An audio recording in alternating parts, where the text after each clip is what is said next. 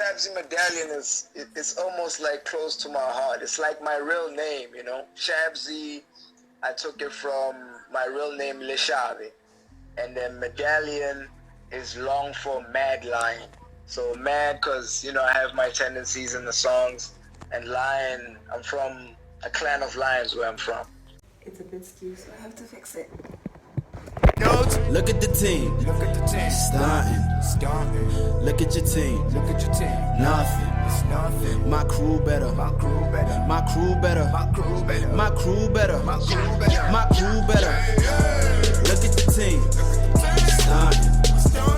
Look at your team. Nothing. It's nothing. My crew better. Guys, welcome back to New Breed. The only one that matters! Okay, so I see your mom was on our previous live. Oh, for real? Yeah. Oh, she was probably there waiting for me then. Yeah, I think she was. But I see that you named your album after your mother. Yeah, I did, of course. What was the inspiration behind that? Ah, man, I'm paying homage, you know. I'm paying homage to my moms. My mom sacrificed a lot for me to be the person that I am, to be the person that's embracing this thing that I call a music career now. You know, for me, this before being in the game and everything, it was really an outlet. Like I made music out of the love, out of my pain, out of my struggles, out of my observations, conversations, you know? Mm-hmm. So she was the person who was backing me since the beginning. So it just felt right to be almost what I feel is at the height of my career and do something to honor her. And I hear the little messages that she sent over. Yeah. Were those like the end? What she was saying? Huh? Listen, my mother, we were chilling, and I was secretly recording her. Like, my mother's not the type to speak when mics go on, cameras go on. Like, you gotta secretly record my mom. Because the thing is, these OGs drop nuggets of gems, your life gems. And sometimes I just feel like, so much more people need to hear what you're saying to me. Like, this is something everybody needs to hear. When she heard your album and she heard herself there, what did she say? She freaked out, bruh. Like, my so you mother. didn't tell her that you recorded her before you did it? Nah, come on, man. I'm not like that. I'm like a romantic creative. Like, if I'm planning something for you, I want to complete the idea and then go bam. Like, the music that you make is amazing. Like, Thank you. Oh. Thank you. Thank you. So, where do you get your inspiration from? From my life, man. From my life. I go through a lot, you know. I'm a very deep thinker. I'm Pisces, very in touch with my emotions. Very emotional. I don't know Yeah. if emotional is the correct term to use, but it feels very like you put so much thought into it. Yeah. Mm-hmm. It's love, man. I think for me it's a combination of the actual talent and the fact that I am very in touch with my feelings and my emotions, my thoughts, my observation. So it becomes a little bit easy to share those thoughts in music, you know? Mm-hmm. Yeah, so I don't know, man. I love hearing how people receive my music because I don't think I can ever describe the feelings you guys are feeling, you know? I can only describe how I'm feeling. So how you guys receive it is always dope to hear because I like to hear what you guys hear and what you feel and why do you believe that it's great, you know? I wanted to know, how did you get the people who are on We On Fire to come on? The remix? Yeah. So... Because I know the initial song, it was just you, right? Yes. Mm-hmm. So I actually made those songs both before I released them, actually. one of my good friends, Zikona, like we used to jam to music together, you know, and she also is a singer, you know, and she sings. So she was like singing the hook that I was singing on We on Fire. I was like, no ways are you gonna sing that and think I'm not gonna take that. Like, you crazy. You know, and so I was like, yo, bro, please sing the hook for me. And she's like, no, but you already have this song. It's fine. You can keep the original. I was like, yo, just in case I do a remix, you gotta stay on this song. So she sang, did it nice. So I was like to myself, man, if I do a remix, I obviously have to get another artist to come rap, you know, do like a second verse vibe. And at the time, I was having a lot of conversations with Eric Rush, you know, and we were just relating with one another about the struggles of writing, the journey. So I was like, hey, bro, what are you working on? And he was like, yo, I'm working on this. I'm like, let me jump on, and then you jump on something of mine. It's like, yeah, let's do it. So I sent him that. As soon as I listened, I was like, Eric could rap nice on this. So I guess you're surrounded by artists, Gashi.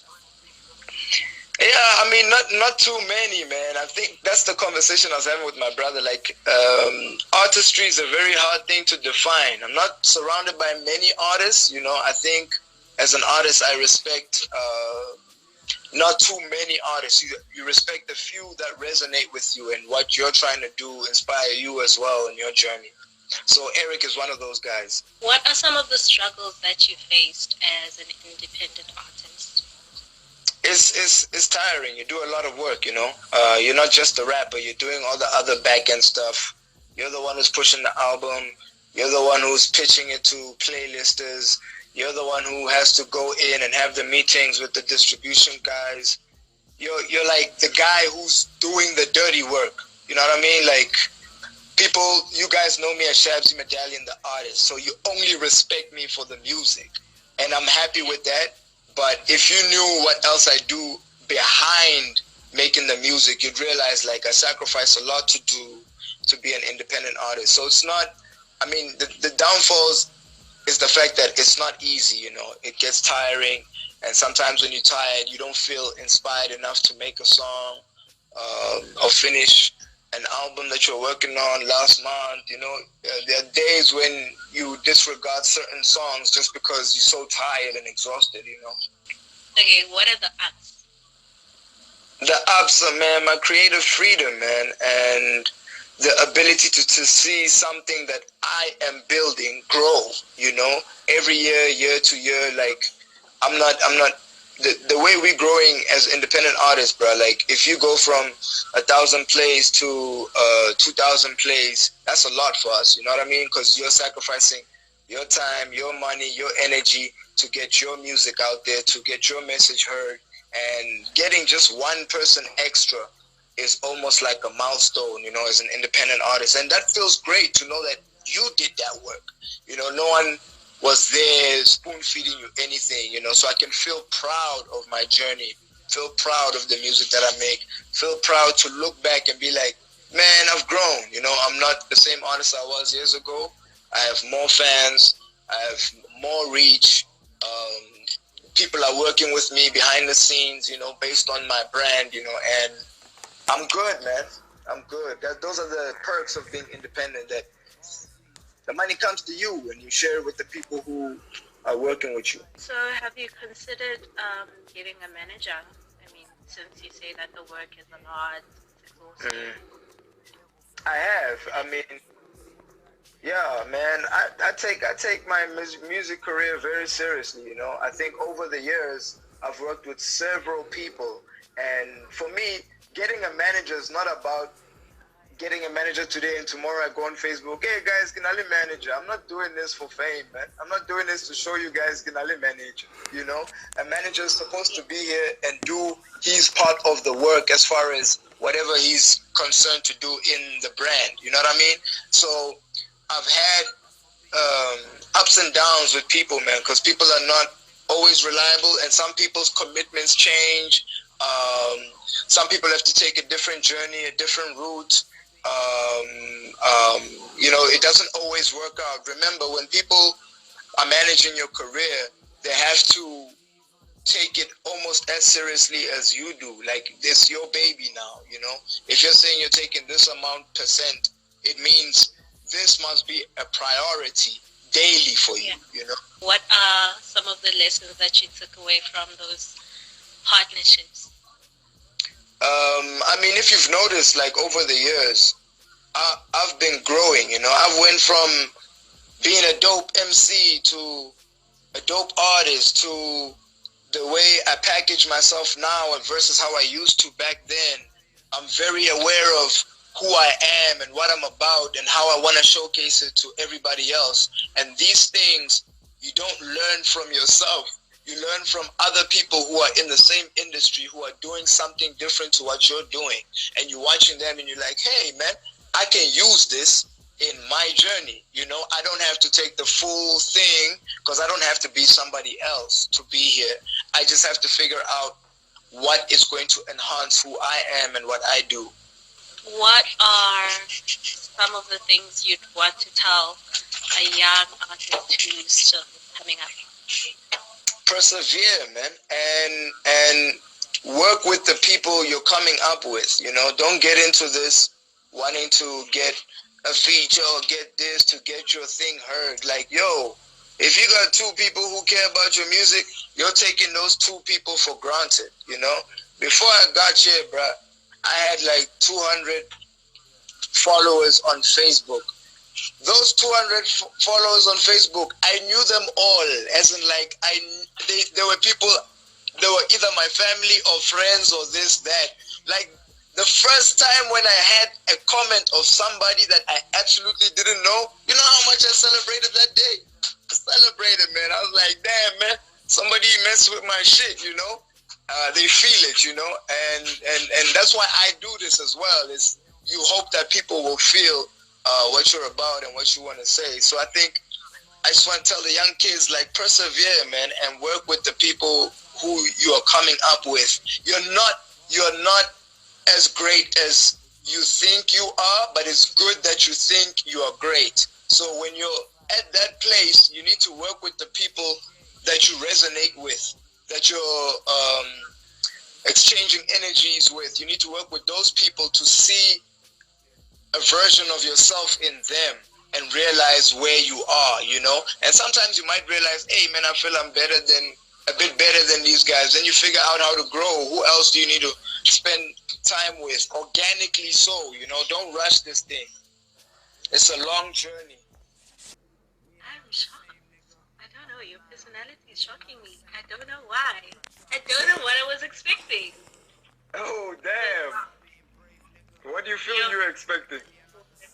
I don't know what I was expecting. I don't think I was expecting anything at all. Short, amazing, but wow, dude. Okay. So, some of the songs that you made on this album. Yes. Who are the producers that you worked with? My bros. I worked with Beats by Bless, Nicky Walker. I had my own, you know, arrangement influences. Pacine helped out on the record that we worked with together. Lisa Maynard, she's the one who played the piano for the intro. So those are the people I worked with. Like, it's people that I actually like, resonate with. I like their music. I like their spirit. So it's always easy to put something together with those individuals that I mentioned now. Okay, I guess it's much easier working with people that you know and understand. Who understand. But you see, it's the same advice I'm telling you, that I'm telling the young kids, work together, guys. You know, make something fresh, make something new. If that's what you care about, you know, we care about different things in this music game. I've learned a lot. A lot of artists are not in this for the same reasons, and it's okay to not be in this for the same reasons. If you want to be in this to be famous, want to have one good year and be out and capitalize off of that, then hang around people who think that way so that you can do it at the maximum potential. Otherwise, if you genuinely want to make a good song, you want to be known for being a great artist, your approach, how you paint, your canvas, if you want to be known for that, then this is going to take time. It's going to take a long time. Like Jay-Z's still rapping. He's in his 50s. You know what I mean? He released his first album when he was 27. He's still rapping. Like, does a Jay-Z have to rap? He doesn't. He can put the mic down and be good with his family, make money in business. But he's still rapping because he has something to say. And any artist will always have something to say if there's something happening in their lives or the world. And I heard you talk about friendships that are like, we can't even talk anymore. And all best friends. yeah. So what motivated that? Real life. What you talking about? I mean, is it something happening in your life personally? Yeah, definitely. Hasn't that happened to you? Do you want to tell us more? No, I mean, I can't talk about the exact people I wrote about in the song, but, friendships are a very tricky thing, man, There's sometimes... You never know who's real with you. You never know a person's intentions unless they make them known. Yeah. And they really question. Yeah, I mean, it's very tricky, man. There's so many communication breakdowns. Sometimes you miss each other when you're supposed to connect. There's silent expectations, And sometimes we don't meet each other halfway at the time that we need to, And it's a painful thing to go through. One can't really judge whether or not you're supposed to be with certain people for the rest of your life. You can only hope that you'll journey with them forever.